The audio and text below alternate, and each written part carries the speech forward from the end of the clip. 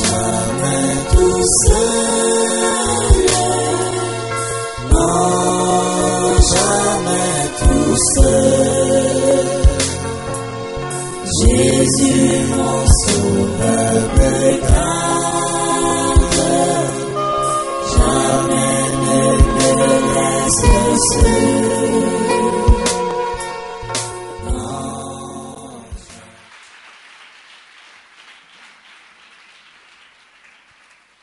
Gloire à Dieu. Nous rendons grâce au Seigneur pour tout ce qu'il a fait dans la louange, dans l'adoration, dans la lecture biblique. Et nous lui rendons grâce pour ce qu'il va faire encore pour nous en ce matin. Que quelqu'un dise: j'aime Dieu. Et je veux aimer mon frère. Je veux aimer ma sœur. Que je vois.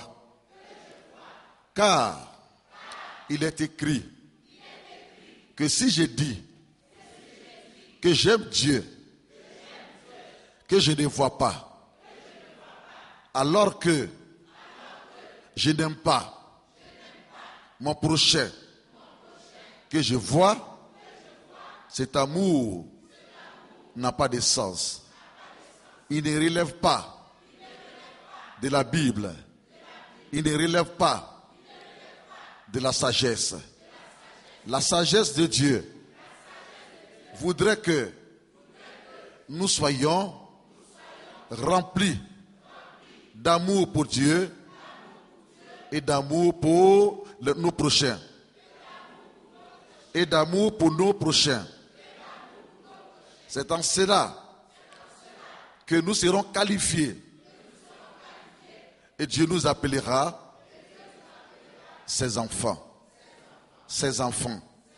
Ses enfants. Dans le nom de Jésus. Amen.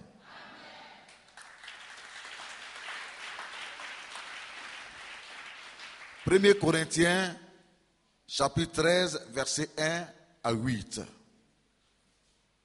Marchez dans l'amour. Marchez dans l'amour. 1 Corinthiens 13, versets 1 à 8. Quand je parlerai les langues des hommes et des anges, si je n'ai pas l'amour, je suis un airain qui résonne et une cymbale qui retentit. Bien-aimés, le Saint-Esprit dans ce passage biblique s'adresse aux chrétiens de l'église locale qui se trouvait à Corinthe. Et cette église traversait une crise spirituelle. La crise spirituelle de cette église était que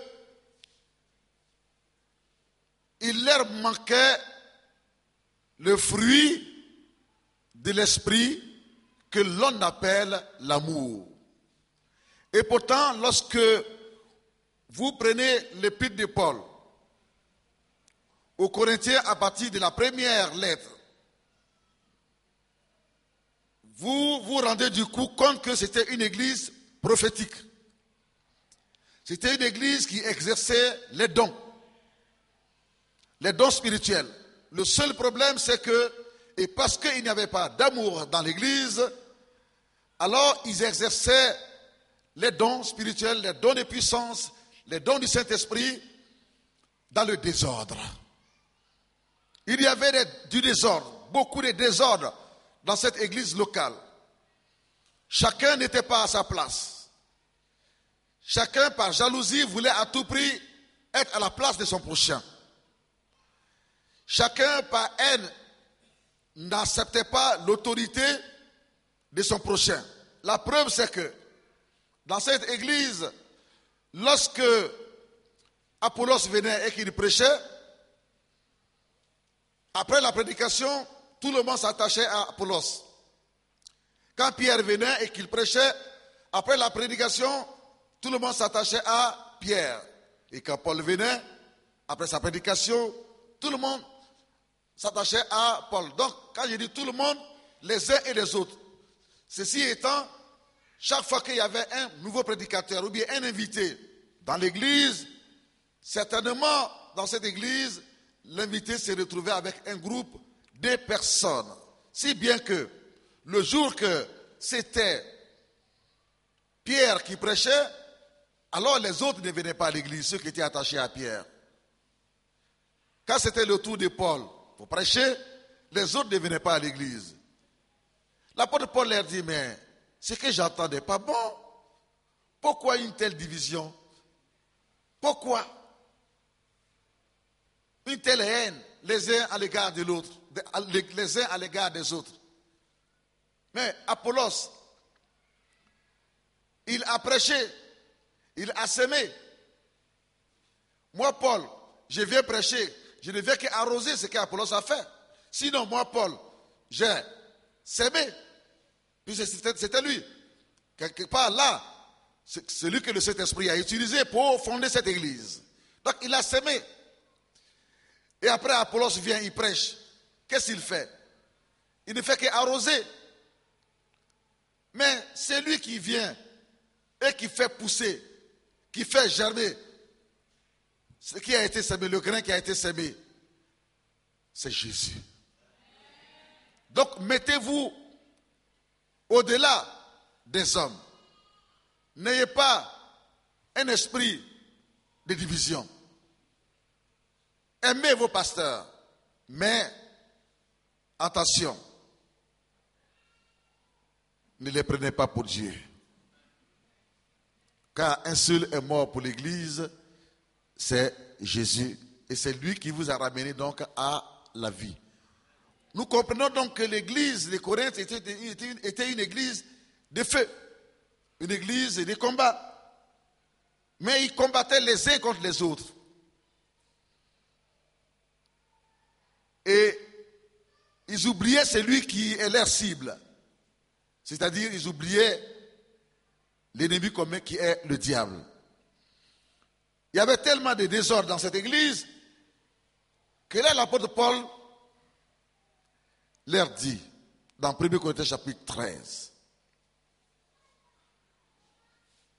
que si quelqu'un parle la langue des hommes, c'est-à-dire que si quelqu'un connaît l'anglais, il connaît le français, il connaît l'espagnol, il connaît le portugais, et voire plus. S'il parle la langue des anges, c'est-à-dire s'il parle en langue du matin jusqu'à midi, Kora, Shakamba, Basitaba, Robosita, mais s'il n'a pas l'amour de son prochain, il est comme un airain qui résonne, il est comme une cymbale qui retentit. Voici une cymbale dans la batterie qui fait la musique. Et voir si ta vie est comparée, ta vie chrétienne est comparée à une cymbale, bien aimée, ou à un airain, ou à une simple trompette qui fait du bruit, mais au fond il n'y a rien. Bien aimé, c'est triste. Et quand je parlerai, et quand j'aurai le don de prophétie, la science de tous les mystères et de toute la connaissance, quand j'aurai même la foi, toute la foi, jusqu'à transporter des montagnes, si je n'ai pas la charité, je ne suis rien. Tout ce que l'apôtre Paul est en train de citer ici, l'église de Corinthe avait cela. Ils avaient la foi pour opérer des miracles. Ils avaient la foi pour opérer des guérisons, pour opérer des délivrances. Ils avaient des dons pour prophétiser. Ils avaient aussi des dons pour prêcher. Quand on parle de la science, c'est-à-dire connaître la parole de Dieu. Mais au fond, dans leur cœur, il n'y avait pas d'amour. Tout ce qu'ils faisaient ils le faisaient parce qu'ils connaissaient. Mais eux-mêmes ne ressentaient pas ce qu'ils faisaient. Et les autres ne ressentaient rien en retour. Si ce n'est que du bruit. Du bruit. Du bruit. Oh oui, il prêche bien. Oh oui, il prophétise bien. Oh oui, il prie pour les malades. Mais on ne peut pas vivre avec lui parce qu'il n'aime pas l'homme. Il dit qu'il aime Dieu. C'est vrai. Il dit que tout ce qu'il fait, c'est au nom de Dieu. Oui, cette sœur-là, quand elle prie, le toit de la maison tremble. Ce frère-là, quand il chante, quand il loue le Seigneur, quand il danse, oui, tout le monde est content. Il procure la joie. Mais au fond, sa vie chrétienne n'est pas bâtie sur l'amour. Il y a les dons, il y a la connaissance, mais il y a le fruit qui manque, c'est-à-dire qu'il n'y a pas d'amour.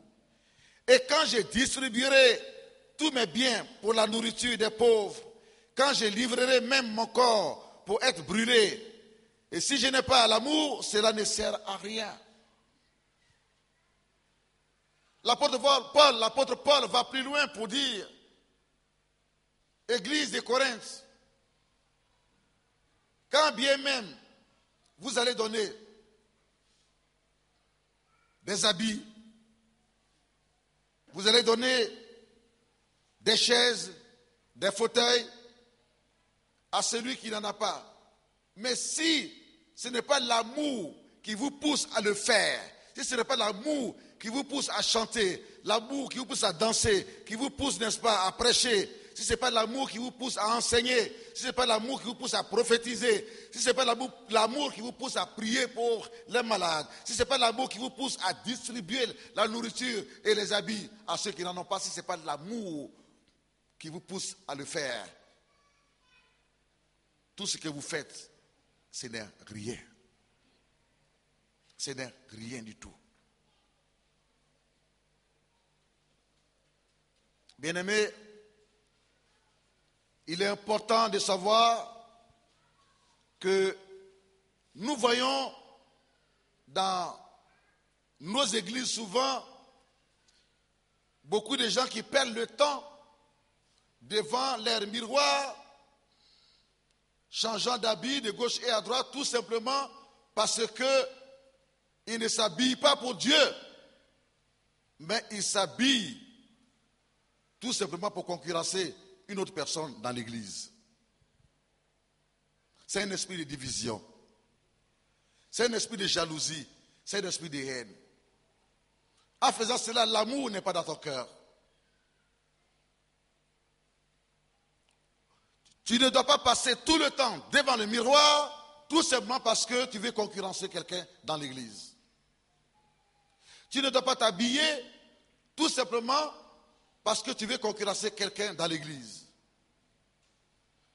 Ne vois-tu pas combien de fois tu es malheureux?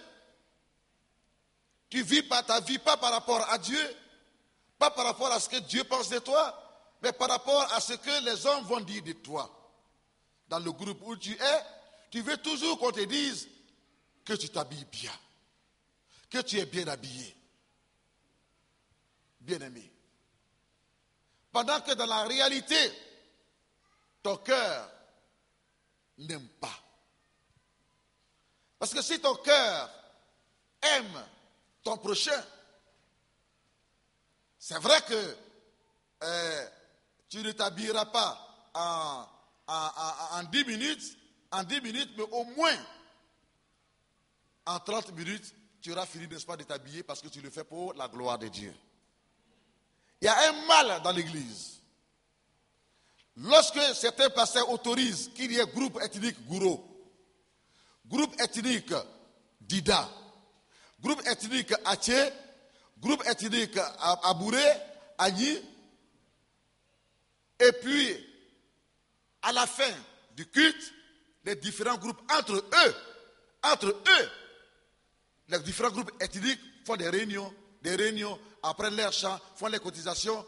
Bien aimés, ça favorise la haine, ça favorise la concurrence et ça amène la division. Parce que quand on dira par exemple au groupe Gouro de venir chanter, le groupe Dida par exemple quelque part, cherchera à faire mieux que le groupe gourou. Nous ne devons pas chercher à faire mieux que tel groupe et tel groupe. Mais tant qu'il existe des différents groupes ethniques, ça serait toujours comme cela.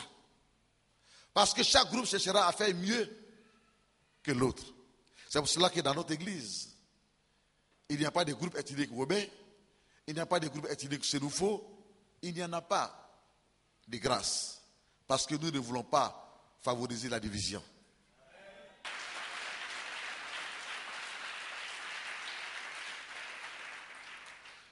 Nous voulons par la grâce de Dieu apprécier tout le monde sur le même plan. Nous voulons par la grâce de Dieu aimer tout le monde sur le même plan. De sorte à ce que personne ne puisse pas se sentir méprisé, rejeté. Et nous prions que le Saint-Esprit nous aide à cela. Je veux humblement m'adresser à toi qui m'écoutes. Je vais te poser la question. Pourquoi est-ce que tu vas à l'église? Est-ce dans le but de montrer tes habits à quelqu'un à qui tu fais la concurrence? Dieu regarde au cœur et il regarde dans nos pensées. Tu es habillé ce matin, mais lui seul sait pourquoi est-ce que tu t'es habillé. Tu t'es coiffé ce matin, tu t'es bien peigné. C'est beau, c'est très bien et c'est beau. Mais le mobile, c'est lui seul qui le sait et toi aussi. Dieu nous parle. En cette fin d'année, pour que nous puissions bien terminer l'année, bien aimés, de sorte à ce qu'il n'y ait pas dans nos cœurs de la jalousie. Que la jalousie ne puisse pas conduire nos cœurs. Parce que quand quelqu'un est jaloux de son prochain, tout ce qu'il fera cela dans l'intention d'être mieux que lui. Qu'on dise qu'il est mieux que lui, qu'il est au-dessus de l'autre. Ça ne doit pas nous habiter. Parce qu'il est écrit que l'amour est patiente. Enfin, la charité est patiente. Dans d'autres choses, c'est l'amour est patient, c'est ça? L'amour est patient.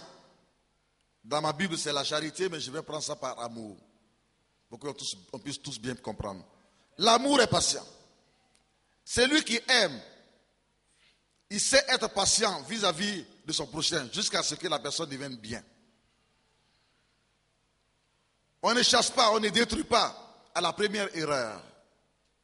Ceux qui font cela, c'est qu'ils n'aiment pas profondément. Mais celui qui aime réellement et profondément, il peut te supporter à la première erreur, à la deuxième erreur, à la troisième erreur, jusqu'à ce que peut-être il n'en puisse plus, mais certainement le Saint-Esprit lui donnera la force de pouvoir t'amener à changer. Ce que l'amour attend de quelqu'un, c'est le changement, c'est la transformation. Un frère en Christ, une sœur en Christ doit être rempli d'amour vis-à-vis de son prochain dans l'église. L'amour ne juge pas. L'amour ne se moque pas. L'amour ne détruit pas. L'amour ne critique pas en mal. L'amour ne parle pas en mal. Ceux qui font cela, c'est qu'ils ont... Leur degré d'amour n'est pas grand. C'est pour cela que Dieu voudrait que nous puissions être remplis d'amour. C'est un véritable socle, l'amour. Qu'est-ce qui conduit ta vie? Le dimanche passé est passé. Nous avons dit que si c'est la haine qui conduit ta vie, ce n'est pas bien. Aujourd'hui, le Saint-Esprit nous amène à comprendre que cette haine doit céder la place à l'amour. Et que ce doit être l'amour qui doit conduire notre vie. La vie du chrétien doit être conduite par l'amour. Lorsque une personne est remplie d'amour, la personne est patiente. Est-ce que tu es patient? Est-ce que tu es patient? Même avec Dieu, est-ce que tu es patient? Si tu aimes ton Père, Dieu, tu ne dois pas, n'est-ce pas, forcer ton destin avec lui.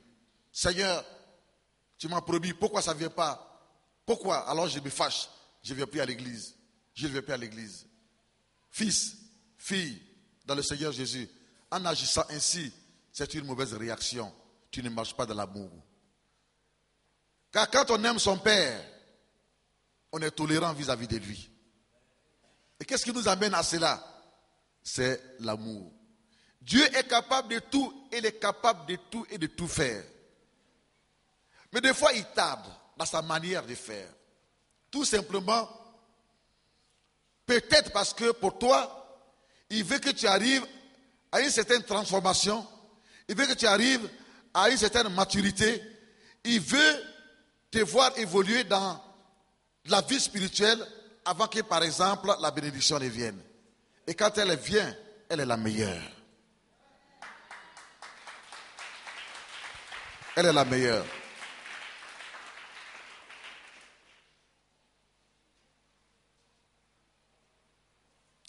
L'amour est plein de bonté.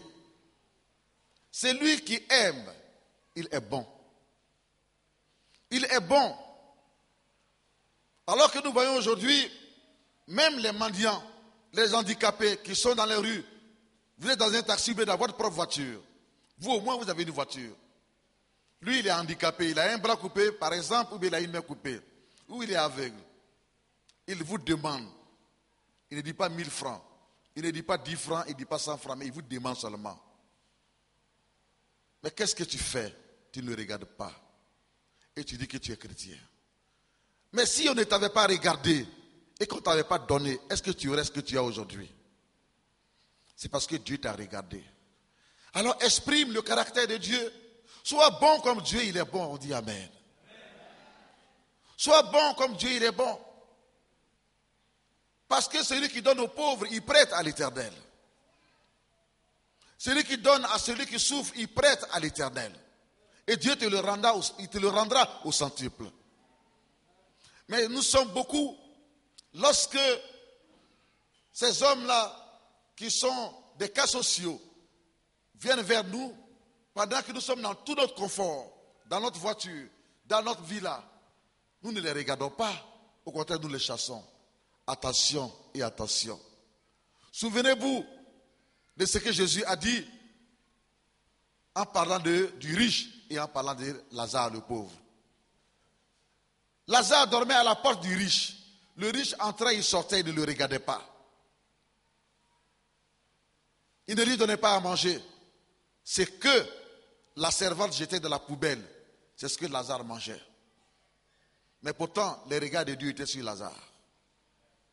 Celui que vous ne considérez pas, Dieu le considère et ses regards sont sur lui. Le riche avait tout. Mais tout ce qu'il avait venait de Dieu.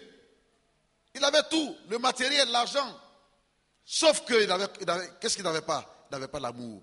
Oh, Dieu a permis que Lazare soit à côté de lui. Il y avait beaucoup de maisons, mais soit à côté de lui pour tester sa foi et pour tester son niveau d'amour.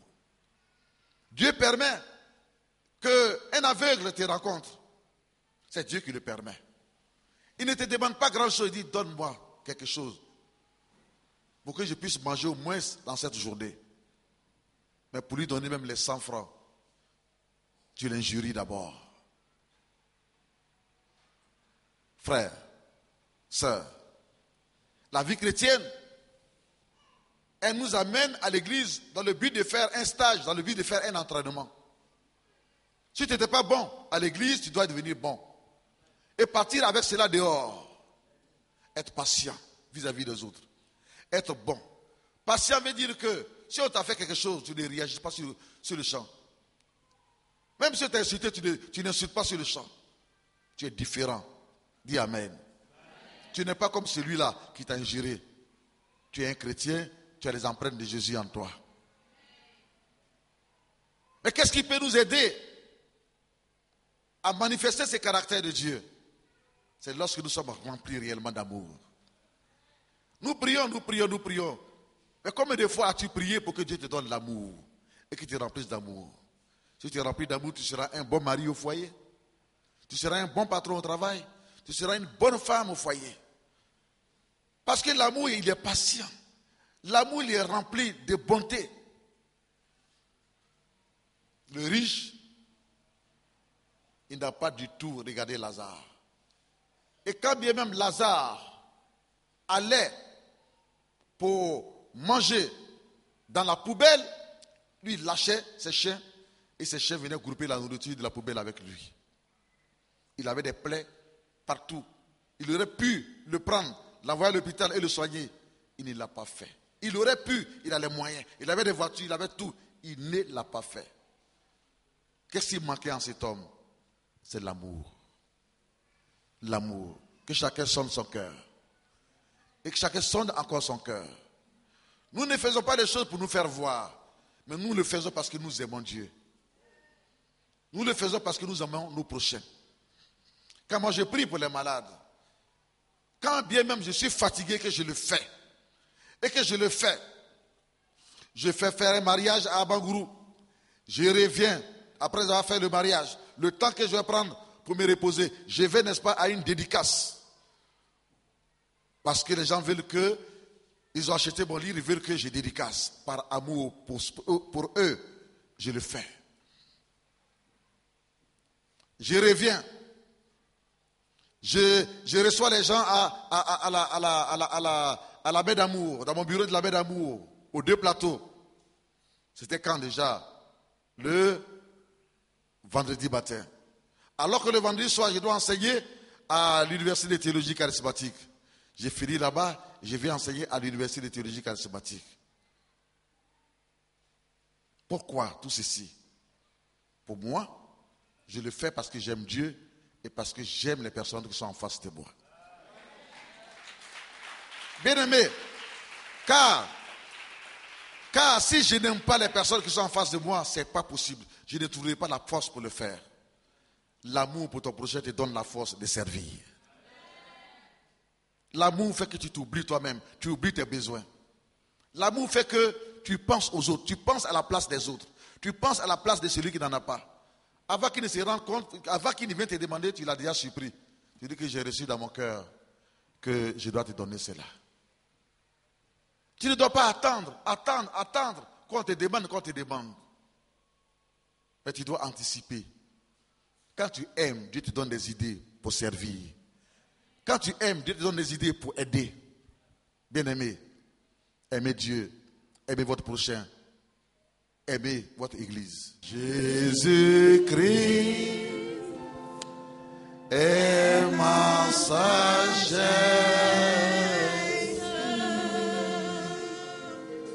qui éclaire mon chemin. Et j'aime dans ma faiblesse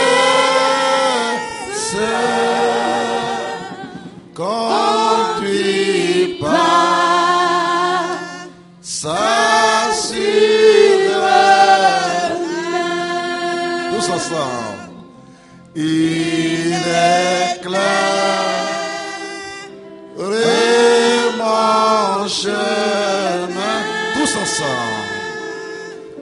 Il éclaire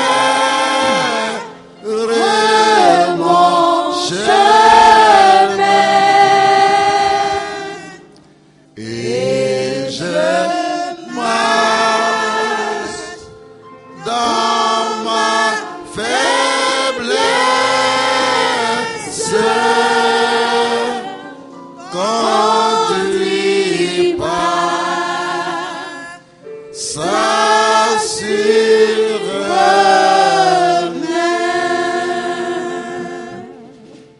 Jésus-Christ est ma sagesse,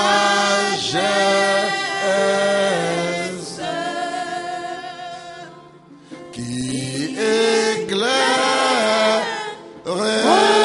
mon chemin.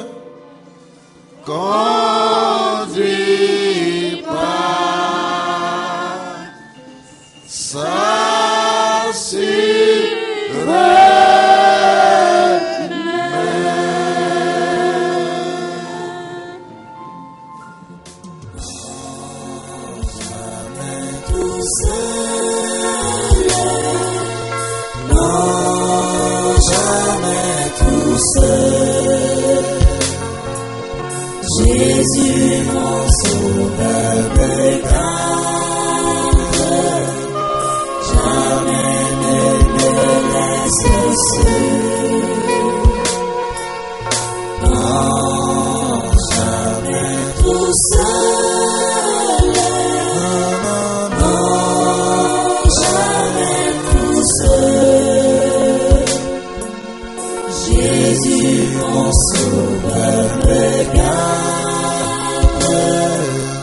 Je ne suis jamais tout seul.